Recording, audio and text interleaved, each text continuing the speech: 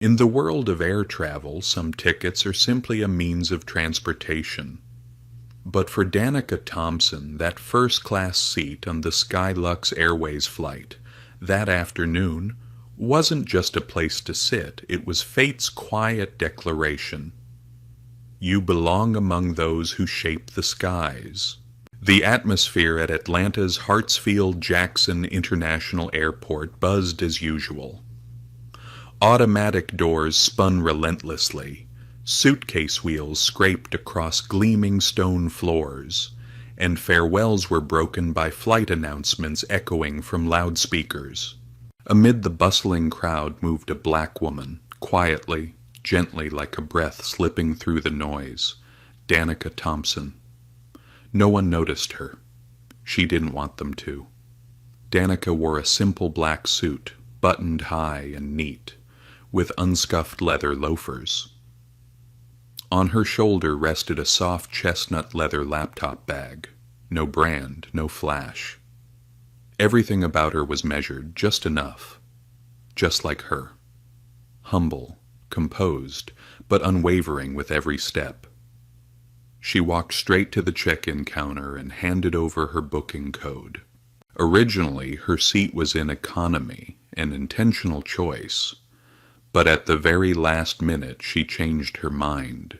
She wanted to test the quality of the first-class service, from within through real experience, before officially announcing her ownership stake in Skylux Airways. The agent glanced at the name on the ticket, Danica Thompson, and gave a polite nod. There's a seat available in first class. Would you like to upgrade? Danica nodded. No explanation offered. The payment was swift. She was given a gold priority tag, and just like that, stepped into the VIP lounge like any other executive. But no one knew. The woman with the freshly upgraded ticket was about to acquire 51% ownership of the airline. Danica didn't need anyone to know. She had no love for flashing cameras or flattery.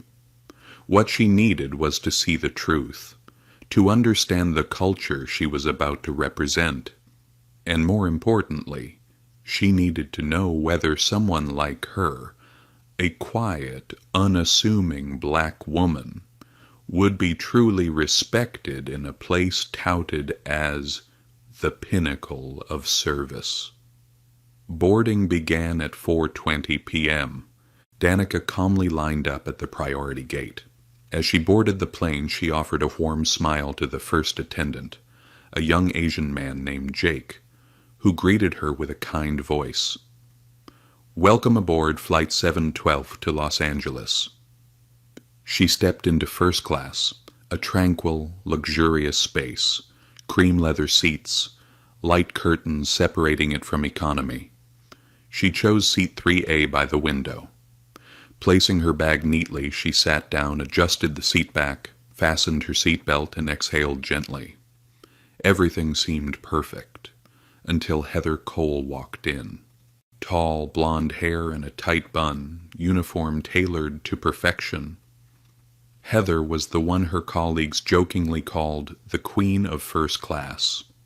She wasn't just the lead flight attendant. She believed this cabin was her personal kingdom. Heather's eyes scanned the cabin, then landed on Danica. A slight furrow of her brow. Then a rehearsed customer service smile appeared. Excuse me, may I see your boarding pass again, please? Danica looked up, her face calm with only a courteous smile. Of course.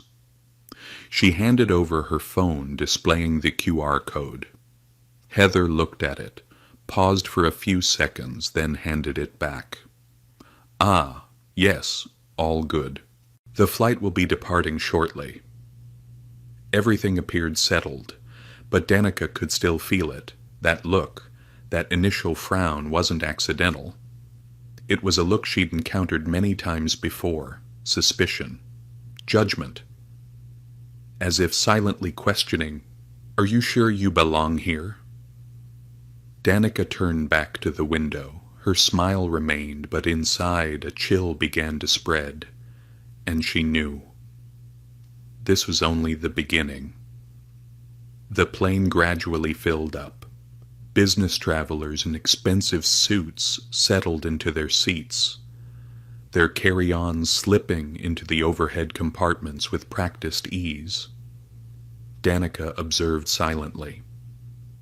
Every movement in first class felt choreographed, from the clinking of glasses on silver trays to the polite laughter exchanged between crew and passengers.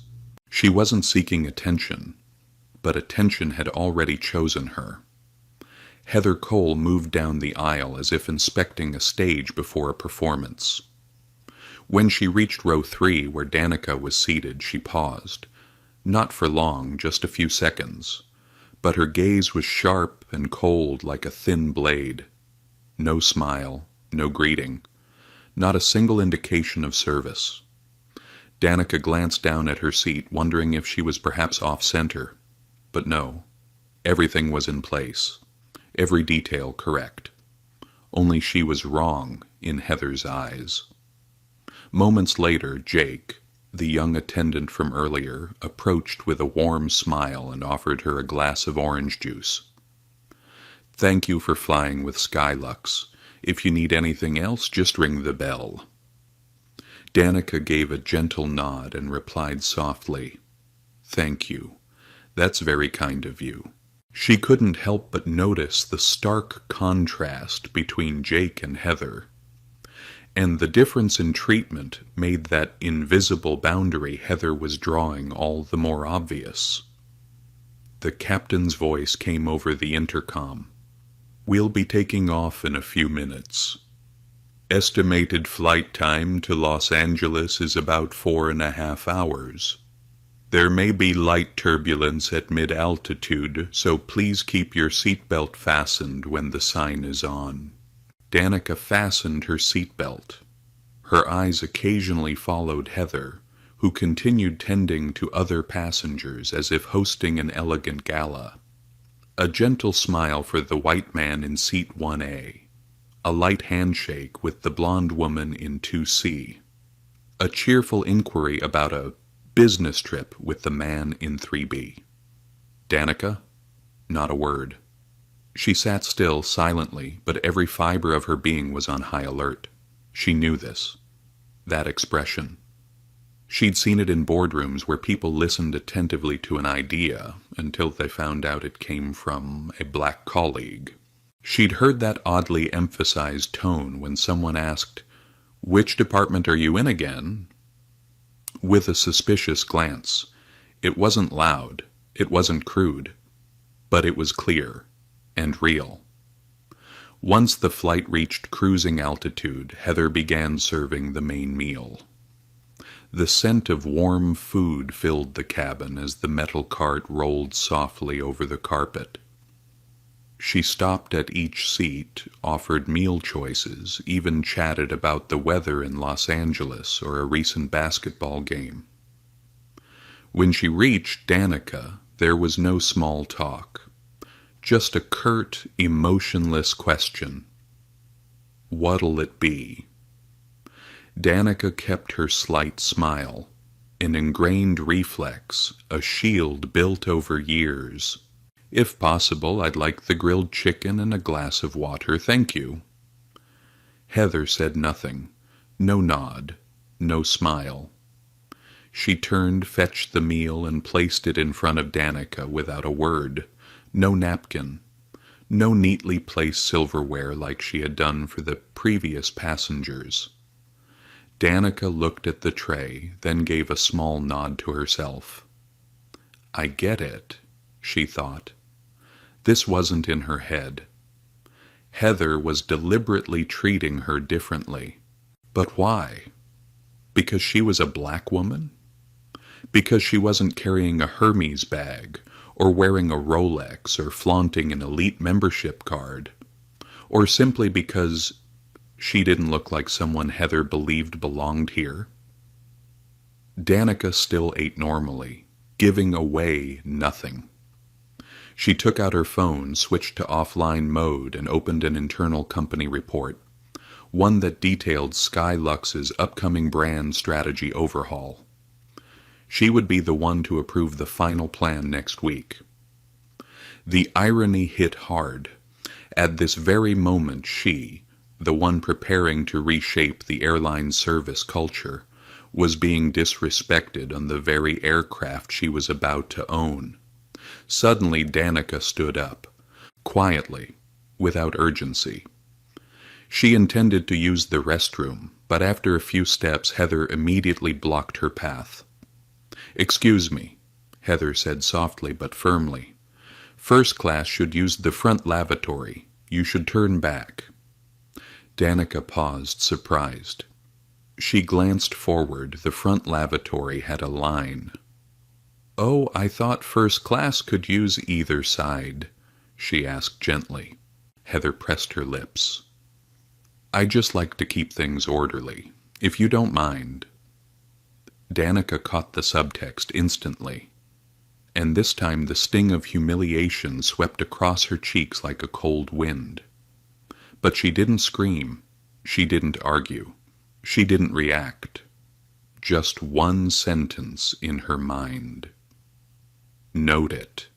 Remember every detail. Now is not the time. She returned to her seat and sat down, hands slightly trembling. Jake, standing nearby, glanced over with a look of concern. She met his gaze and gave a faint nod, a silent thank you. He understood. No words were needed. Something wrong was happening. Danica sat still, unaware that she had just stepped into something far bigger than a difficult flight. She had entered a cultural battleground, an unspoken judgment on human dignity, and the very beginning of her mission to redefine what it truly means to deliver world-class service. The plane glided smoothly through layers of clouds as soft as silk. The passengers in first class were likely thinking about meetings, dinners, or perhaps just a restful nap in their spacious reclining seats. But Danica Thompson, the woman in seat 3A, could think of nothing but the glances, the withheld words, and the calculated gestures laced with quiet intent. Before her, the meal tray had been cleared, and her seat was slightly reclined. On the surface, everything was routine, but inside, nothing felt right anymore. She no longer felt like a passenger. She felt like a living test case for someone's prejudice. And the most dangerous part was that someone had power. About 20 minutes after the meal, Heather Cole reappeared, this time with the dessert cart. Danica wasn't expecting much. She had grown used to being overlooked. But when the cart stopped right in front of her, Heather glanced down and spoke in a clipped tone. "Ma'am, please sit upright. We're serving dessert." Danica tilted her head slightly, her eyes calmly scanning the cabin. 3 passengers nearby, including a middle-aged man in 3B and an older woman in the row behind, were also reclined comfortably reading or watching movies. No one else had been asked to adjust their seat. Just her. She took a deep breath and slowly brought her seat upright. "Of course," she replied, her voice steady and light, "though I noticed several others still reclined. I was just wondering if there's a policy I missed." Heather flushed, not from embarrassment, but from being questioned. She gripped the handle of the cart tightly and said, "We have service protocols to ensure safety. I'd advise you not to make this difficult." "Not to make this difficult?" Danica turned to the window. In that moment, her mother's words from graduation day at Harvard echoed vividly in her mind. "You don't need to argue to prove you're right. You just need to know what's wrong. And you don't have to stay silent forever." Less than 10 minutes later, Danica was called again. Heather approached her row, clipboard in hand, and said, "Ma'am, I need to speak with you privately. Please follow me to the galley."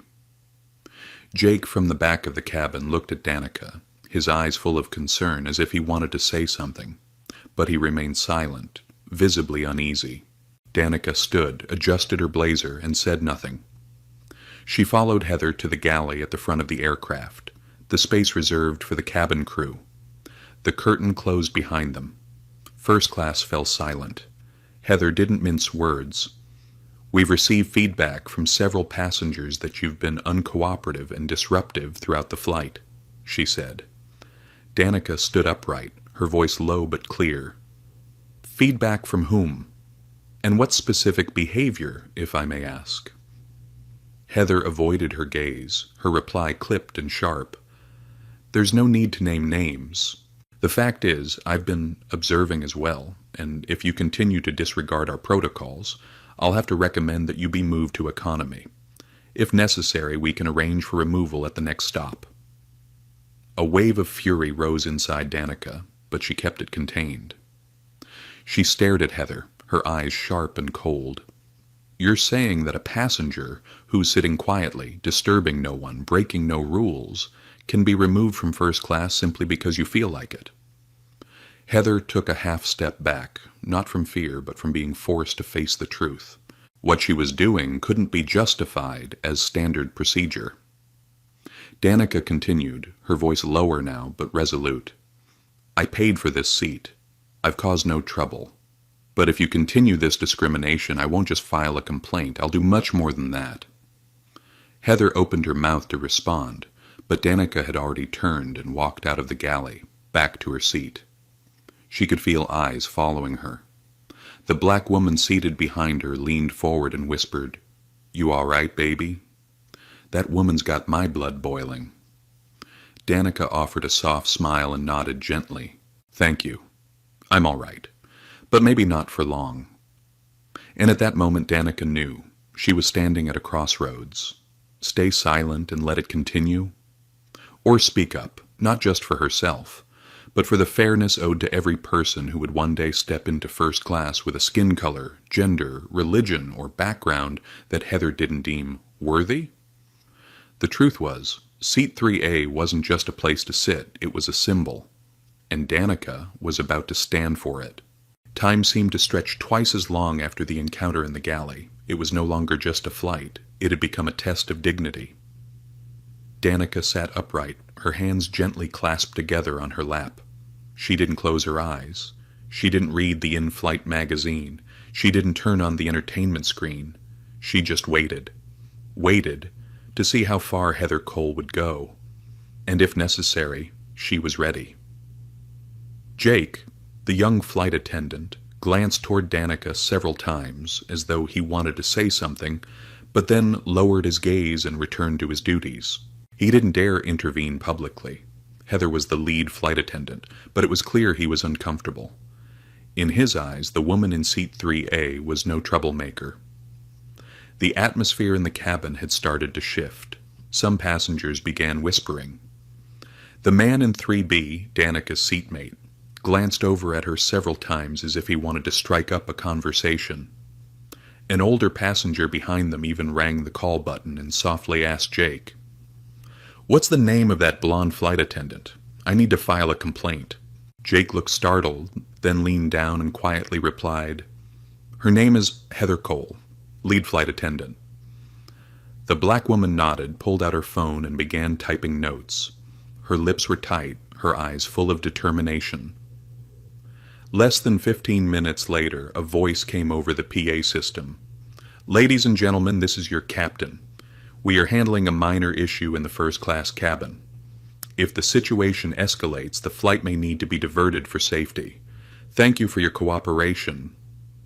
A wave of shock rippled through the cabin. Danica froze. A minor issue? A diversion?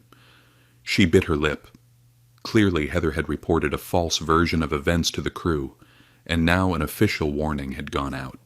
She was no longer simply being threatened with relocation. Now the entire plane could be rerouted. Because of her? Her, who had done nothing wrong. Who had sat in the seat she paid for. Who had remained silent. Who had been subtly insulted throughout the journey. She, the victim, was now being framed as the problem. Heather stepped forward. The cabin went silent, tense. "Ma'am," she said loud enough for all to hear, "I've received multiple complaints about your non-compliance. I have no choice but to ask you to leave first class and move to economy." Danica stood up slowly, her every motion composed and controlled. She glanced around, the eyes of every passenger were now on her. Some whispered, some sighed. "I'm sorry," Danica began, her voice slightly trembling but firm. "I haven't disturbed anyone, I haven't caused a scene, I'm simply seated where I'm supposed to be, where I paid to be." Heather raised her eyebrows. "This is your final warning. If you don't move, we'll have no choice but to ask the captain to intervene." She had said enough. Danica took a deep breath. She looked into Heather's eyes, not with fear, not with anger, but with the weight of a truth that was about to be set free. She turned, facing the entire first-class cabin. Her voice rang out, steady and clear. "Allow me to clarify something. I'm not just any passenger. My name is Danica Thompson, and I'm about to become the majority shareholder of this airline, Skylux Airways." First class fell into stunned silence. Jake dropped the towel he was holding. A woman grabbed her phone and began recording. The man in 3B turned to her as if seeing her for the first time. Heather stepped back, her face turning pale. Danica calmly pulled out her phone and opened an email. She turned the screen toward the cabin, displaying the subject line. "Final approval. 51% stake, Skylux Airways." She scrolled through a chain of executive emails, digital signatures, company logos, every piece of indisputable proof. At the bottom she read aloud, "Effective next week, Ms. Danica Thompson will hold majority voting shares, with full authority over internal operations and personnel evaluations." Heather's mouth fell open. She had no defense, no air of authority left. She was unraveling. I didn't know," Heather stammered, her eyes darting around, desperately searching for an exit. Danica lowered her voice, but every word cut like a blade. "No. You did know. You saw me. And still you chose to disrespect me." No one said a word, but everyone knew. This moment would not be forgotten. Danica returned to her seat. Jake immediately brought her a glass of water, whispering, "I'm sorry, Danica. I truly am." She nodded slightly, then looked out the window. The sky outside remained a calm, endless blue, but within Danica, a storm was waiting to be unleashed, and Heather Cole had made herself its epicenter. When the plane's wheels touched down on the runway at Los Angeles International Airport, soft sighs of relief rippled through the first-class cabin. A few passengers stood too early, only to be reminded by the illuminated seatbelt sign to sit back down. But Danica Thompson, the woman who had shaken the entire cabin less than an hour ago, remained seated, her gaze fixed on the window, bathed in the warm amber light of the setting sun. Outside, baggage trucks were already in position, but inside, the storm within her had not yet passed. Jake lowered his head as he passed by her seat, voice filled with remorse. "Danica, I honestly don't know what to say." She turned to him gently. "You did what was right. No one expects you to be a hero. Just stay kind." Jake nodded, then hurried off to help with the deplaning preparations. Heather stood silently near the door, her face pale, eyes downcast. No more pride, no more power. She had become a living cautionary tale for the very service industry she once took pride in representing. When the seatbelt sign finally turned off, Danica stood. A few passengers gave a soft round of applause, not for the flight, but for the courage they had witnessed. The older woman in row 4 gently touched Danica's shoulder. "Thank you for not staying silent." Danica smiled. No one should have to stay silent anymore. As she passed Heather, she said nothing, but in the glance they exchanged, a quiet message was delivered. "I won't destroy, but I won't tolerate. I will reform." Upon entering the VIP lounge, Danica was greeted by an assistant from the Skylux LA regional office. "Miss Thompson, we've been notified. Management is on their way to meet you. Are you all right?" Danica nodded. "I'm fine, but our airline isn't. She was escorted to a private room, quiet, with leather chairs and bottles of mineral water. Everything appeared professional, but to Danica, professionalism now had to begin from within, through people, mindset, and behavior. 30 minutes later, the branch manager, Mr. Raymond Clark, and senior HR representative, Ms. Elena Ruiz, entered the room, their expressions somber. Both had already been briefed by Jake and Danica's personal assistant, who had forwarded an email summarizing the incident in flight. Elena spoke first, her voice trembling with disbelief. "We sincerely apologize for what you experienced. This is unacceptable." Raymond continued. "We've already requested Heather Cole be immediately removed from service and disciplinary measures will follow, but we also want to hear directly from you." Danica nodded. She didn't speak right away. Instead, she opened her phone and projected the detailed email she had sent. From that first judgmental glance, to the biased service, to the veiled threats, to the broadcasted warning about diverting the plane, it was all there. No shouting, no accusations, just facts, each line sharp, clear, and cold as steel.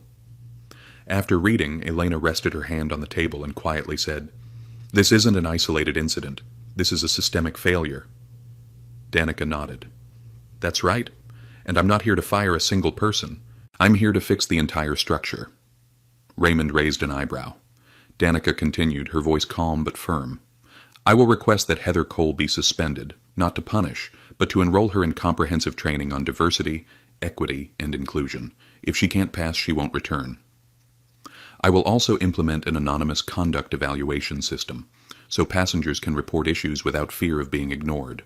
And finally, all flight attendants will undergo retraining within 60 days. If we don't have the manpower, I will personally hire new staff." Elena and Raymond exchanged a look. Neither objected. They knew. A new era was beginning. Danica stood and walked to the window, where the Los Angeles sky was descending into dusk. She turned back and spoke slowly. "I don't need applause. I need to hear this. From now on, no one will be judged by the color of their skin or the lack of a logo on their bag." The room fell silent. Not because there was nothing to say, but because everything that needed saying had just been said. When Danica stepped out of that meeting room, she didn't feel victorious. She just felt tired. But in that fatigue was a quiet fire, a slow-burning strength. The reform had begun, not with shouting, but with intelligence, dignity, and a business card she never even had to show. 1 week after the incident on Flight 712, a quiet tension gripped the headquarters of Skylux Airways, a towering glass building beside Atlanta's airport. Rumors of the confrontation between the new shareholder and a veteran flight attendant had spread through every department. Staff whispered by the coffee machines. Flight crews reread every company email with more seriousness than usual. At the center of it all was one name, Danica Thompson. No one saw her as the woman in the wrong seat anymore. She was now the one reshaping the very identity of the airline. On the 12th floor, in a newly renamed space marked Department of Culture and Inclusive Training, Danica and her advisory board began the first session of the airline's reform initiative. On the large screen, the bold headline read, "The Sky Level Campaign, Making Respect a Standard, Not a Privilege." Danica looked around the table. Present were the head of HR, chief of cabin crew, representatives from pilot unions, and the company's legal counsel. She began speaking, calm and measured, because her story alone carried enough weight.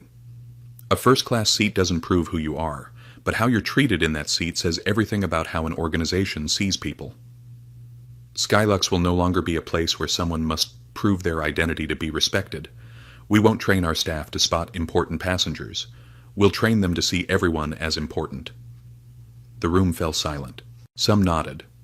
Others looked down. But no one objected. That afternoon, in a smaller conference room, Heather Cole was summoned. Not to be yelled at, not to be humiliated, but to face herself. She entered the room, no longer in uniform, but in a plain shirt, her hair down, face pale like someone who hadn't slept in days. Danica sat across from her. Between them was a clear glass panel, not to divide, but to reflect, a reminder that sometimes we see ourselves more clearly when forced to face another. Heather spoke first, her voice hoarse. "I don't have an excuse, but I know I was wrong." Danica didn't interrupt.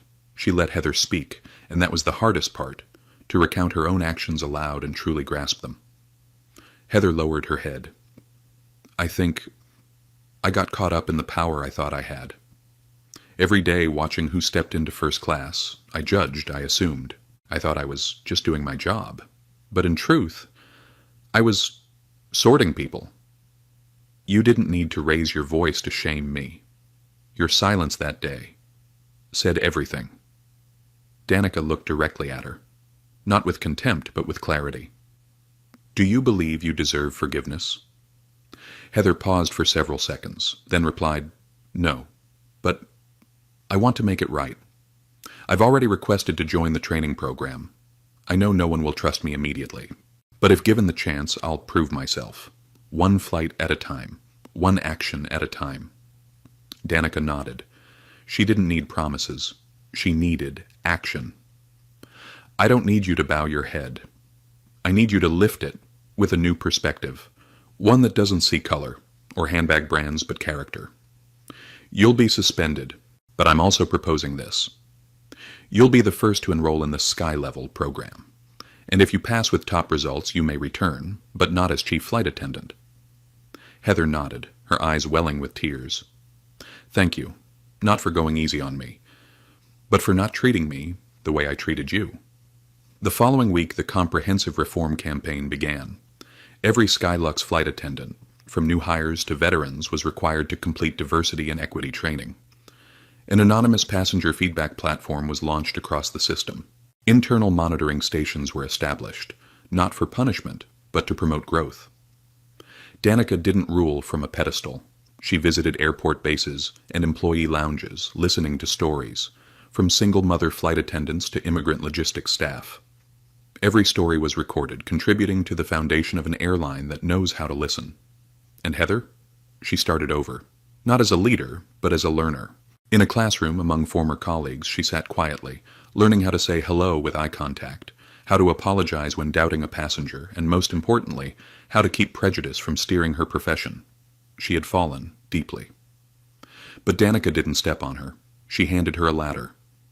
In an age where anything can become breaking news with just a few clicks, the moment Danica Thompson calmly stood in first class, faced Heather Cole, and said, I own this airline, was no longer a private moment. A passenger in seat 4C, a silver-haired woman with glasses, had quietly recorded the exchange. She hadn't intended to post it, until she realized it represented something far greater than a personal conflict.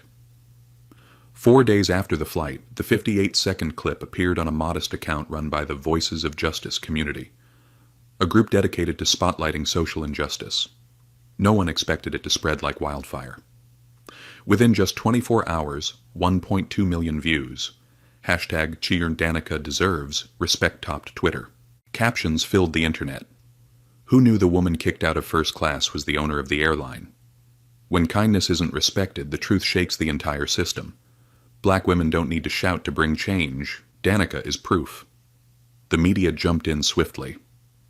Forbes front cover, headline, The woman who holds 51% of the stock and 100% of the grace. CNN, MSNBC, The Atlantic, they all covered the incident.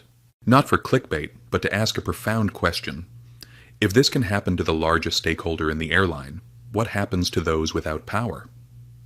Danica's office at Skylux headquarters became a hive of activity, not from chaos, but from a sweeping wave of change that had officially arrived. In a special internal meeting, Danica stood before nearly 200 company representatives, streamed live to branches nationwide. She didn't begin with talk of shares. She didn't mention the video. She simply said, I was a passenger like anyone else, and I was doubted simply because I didn't match the image some people thought was appropriate. She paused, then spoke slowly.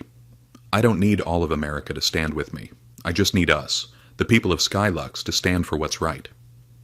From there, Danica launched a movement called Altitude of Dignity. The campaign wasn't about redesigning the logo, but about redefining how people are seen. Every new employee was trained not just in technical procedures, but also in recognizing unconscious bias.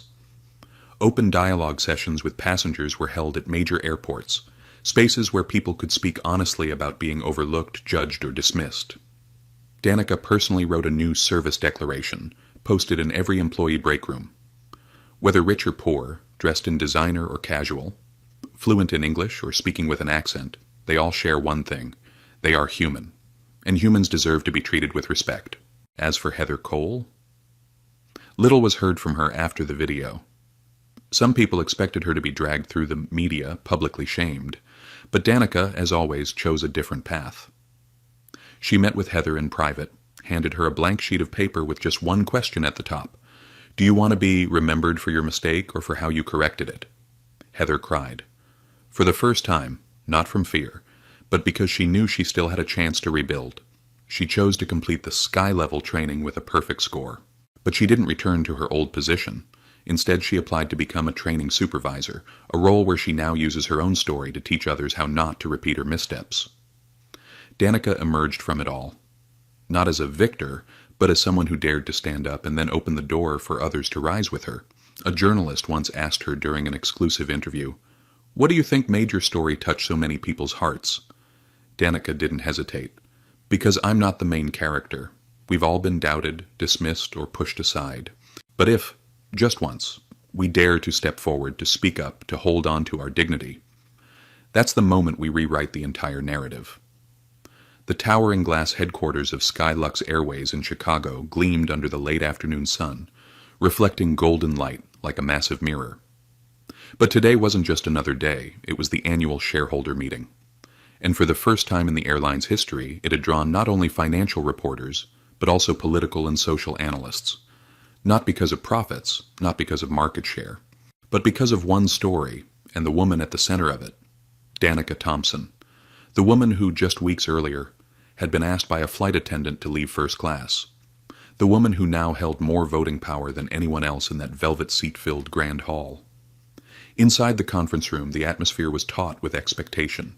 Shareholders, men and women, young and old, fixed their attention on the podium where Danica stepped forward, walking light as air but steady as stone. She adjusted the microphone, a faint static, then silence, and then she spoke. No script, because what she said, she had lived. I know most of you came today to hear about numbers, revenue, costs, market expansion. I used to think the same, but then I realized there's a number you won't find on any balance sheet. One that, if you fail to measure it, your airline will go into free fall. That number is trust. No one in the room spoke. Only Danica's voice filled the space, unapologetic but with the weight of lived experience. I was once asked to leave a seat, not because I was wrong, but because I didn't look like someone who belonged there. I'm not telling this story to gain sympathy. I'm telling it so you understand this can happen to anyone. You don't have to be black, or a woman. Just be different, and you'll know the feeling. Danica pressed a button.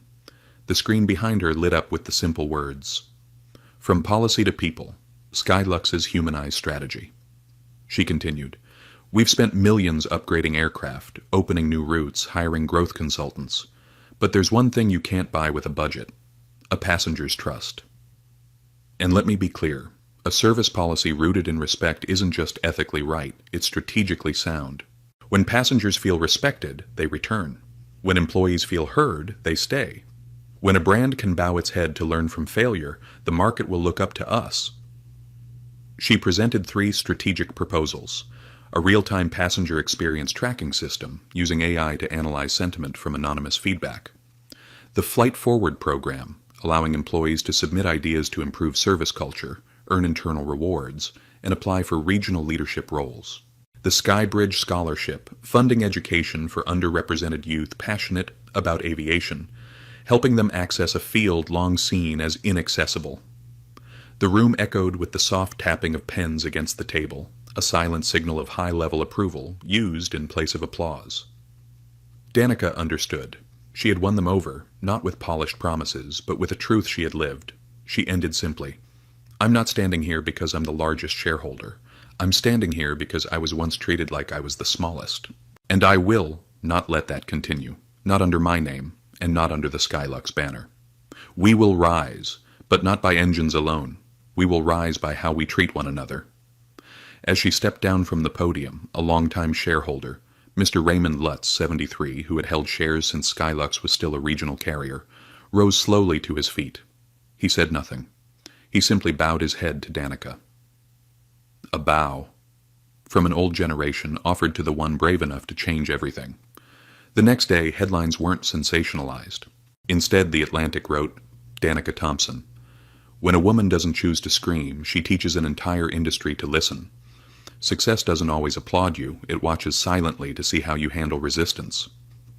After the historic shareholder meeting at Skylux, Danica Thompson didn't step out of the conference hall feeling like a victor, but rather like someone who had just lit the fuse of a quiet battlefield. Less than 72 hours after her From Policy to People speech, media outlets reported that 3 rival airlines, including a major international conglomerate, had begun reviewing their internal personnel policies in response to the market's positive reaction to Skylux's reform. Skylux shares ticked up modestly, but attention surged dramatically. Analysts began calling it the Danica effect, when a humane act yields measurable economic impact. Yet in the shadow of that recognition, resistance began to stir. On an internal aviation industry forum, an anonymous post by someone calling themselves Senior Flight Ops spread like wildfire. Skylux is politicizing the service industry. Discrimination happens everywhere, but turning it into a PR tool is dangerous. Danica Thompson's so-called culture of kindness only makes flight attendants afraid of making mistakes, and passengers act like gods. The post racked up over 500 likes from airline employees elsewhere. Some comments dismissed Skylux's reforms as sentimental, idealistic, and unrealistic under modern service pressures. Danica read it. She wasn't shocked. She'd expected this. She simply told her advisory team, real change doesn't come from a speech. It comes from standing firm in the face of the harshest backlash. A week later, she launched Skylux's first internal symposium titled Unlearning to Serve. Over 1,200 flight attendants from across the country connected via live stream. Some were curious, some skeptical, some sat with crossed arms, guarded eyes. Danica knew. These were the frontliners, and if she couldn't reach them, every policy was just paper. She used no slides, no charts. She began with one question. Has anyone here ever been mocked for not speaking perfect English? A few hands rose, tentatively. Has anyone ever been yelled at by a passenger for not being white or skinny or pleasant-looking enough? More hands went up. The room shifted from defensive to seen. If you know what that feels like, then why would we pass that feeling on to someone else just because they're the passenger? Silence. Heavy. Danica stepped closer to the camera.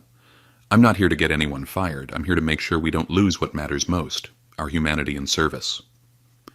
The next day, her speech was online, not posted by Danica, but by a moved technician who had recorded it quietly. Within 48 hours, hundreds of flight attendants from other airlines began sharing their stories about discrimination they'd faced, passengers who were unfairly treated, the quiet trauma of being watched by their own teams. From the hashtags Shotger Danica deserves, respect, the internet evolved into we all deserve respect, a small spark, but strong enough to make the skeptics start listening. But the challenge wasn't only internal. In a closed-door meeting with Skylux executives, a long-serving operations director raised a concern. Danica, we don't doubt your sincerity, but the business pressure is real. If we put kindness before service speed, aren't we at risk of losing customers? Danica smiled calmly and replied, if we lose customers for treating them with respect, then we need to reconsider the kind of customers we're keeping. A pause. The man nodded. He said nothing more. The media dubbed Danica the CEO without a title. But she didn't care for titles. She cared about this. That an Arab-American woman in first class wouldn't be asked to show her ticket 3 times. That a gay male flight attendant wouldn't fear gossip when applying for promotion. That a passenger in seat 32C could feel just as deserving as someone in seat 1A. She knew. She couldn't change everything. But she could start with the very seat she was once told didn't belong to her. One early April morning at Atlanta's Hartsfield-Jackson International Airport, the place where the storm of Flight 72 had once begun, a very different flight was about to depart. A Skylux Boeing 787, flight number SLX-001, freshly painted with the new slogan, Respect is First Class, took off on a symbolic route launching Skylux's brand repositioning journey. In the first-class cabin there were no celebrities, no shareholders, no public officials. Only previously unrecognized guests, passengers who had once been denied, dismissed, or judged for their language, skin tone, or appearance, now invited as honored guests. They sat in wide leather seats, addressed by their real names and greeted with eyes free from bias. Danica Thompson wasn't on that flight. She chose to remain at headquarters, quietly watching the live feed from the operations center, like a director who doesn't need to take the stage. From the day she stepped off a plane as the woman removed from first class, over a year had passed, and in that time Skylux had reduced passenger complaints about crew attitude by 38%, increased customer satisfaction scores by 26% in third-party surveys, became the first U.S. airline to earn the Platinum Internal Equity Standard from the National Transportation Council. But more meaningful than the numbers was the shift in energy, one that seeped into every cabin, every baggage handler's grip, every good morning no longer filtered through assumptions about skin color or accent. And through it all, Danica never needed the CEO chair. She never needed a title. She just quietly worked to repair what had been broken. One day, Heather Cole, now a staff training specialist, requested to meet Danica again. In their meeting, Heather didn't bring slides or reports. She placed a single notebook on the table, filled with feedback from flight attendants who had completed the Sky Level program. The last page read, "They say I help them learn to keep their hearts open while working, but I know I'm only giving back the gift you once gave me. A second chance, not based on forgiveness, but on belief that people can become better." Danica nodded. She said nothing.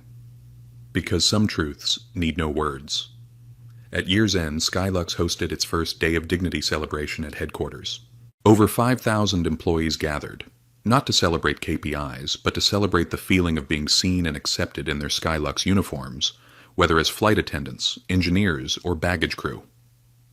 One new flight attendant, Sarah Bennett, who had witnessed the discrimination on that fateful flight, stood on the stage, her voice trembling as she addressed the crowd. "I joined this industry because I love to fly, but I stayed, because for the first time I feel like I truly belong." Down among the audience seats, Danica sat quietly.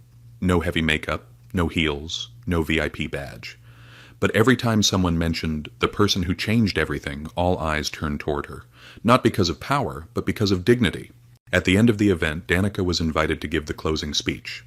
She stepped up, not carrying a speech, just wearing a simple bracelet her mother once gave her, etched with the words, "Kill them with kindness." And she said, "We used to think customers were simply people with tickets, but they also carry wounds, memories, fears, and the hope of being seen as human. I don't need anyone to remember my name after today, but if each person in this room can treat a stranger like they are worthy of kindness, even when they've done nothing to prove it, then I believe we're flying in the right direction. Because the greatest airline isn't defined by altitude, but by the depth of our compassion." And when Danica stepped down, the entire room stood. No one told them to. It was simply what happens when someone does the right thing when no one else dares to.